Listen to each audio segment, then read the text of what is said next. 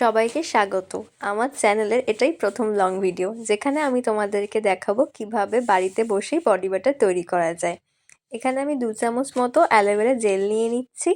তোমরা চাইলে তার থেকে বেশিও নিতে পারো, পরিমাণটা তোমরা একটু বুঝে নেবে। আমি এখানে 15 থেকে 20 দিনের জন্য বানাচ্ছি, তার জন্য আমি এই পরিমাণটা ইউজ করলাম।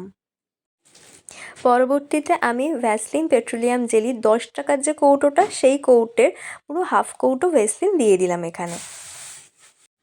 এরপরে আমি ইউজ করছি নারকেল তেল। যেহেতু জমে যায় শীতকালে, তার জন্য আমি তেলের শিশি থেকে বাটিতে ভরে রেখে দিয়েছি, যাতে আমার ব্যবহার করতে অনেকটাই সুবিধা হয়ে যায়। তোমরা চাইলে এরকমভাবেও রাখতে পারো নারকেল তেল। তারপরে ইউজ করছি জ্যাক অলিভ অয়েল। সরি, আমি এখানে একটু ভুল করে দিলাম, এটা জ্যাক নয়, কিউকারবিন অলিভ অয়েল হবে। তারপরে ইউজ করেছি 2টো ভিটামিন ই ক্যাপসুল। আর এখানে আমি ল্যাভেন্ডার এসেনশিয়াল অয়েল ইউজ করলাম, এটা অপশনাল, তোমরা ইউজ করতেও পারো নাও করতে পারো।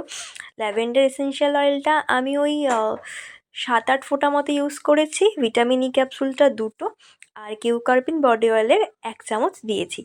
ব্যাস তৈরি হয়ে গেল আমাদের ঘরোয়া বডি বাটার। এটা কিন্তু বাজার চলতির থেকে কম বড় কিছু নয়, তোমরা একবার বানিয়ে দেখো, তোমাদেরও ভাল লাগবে।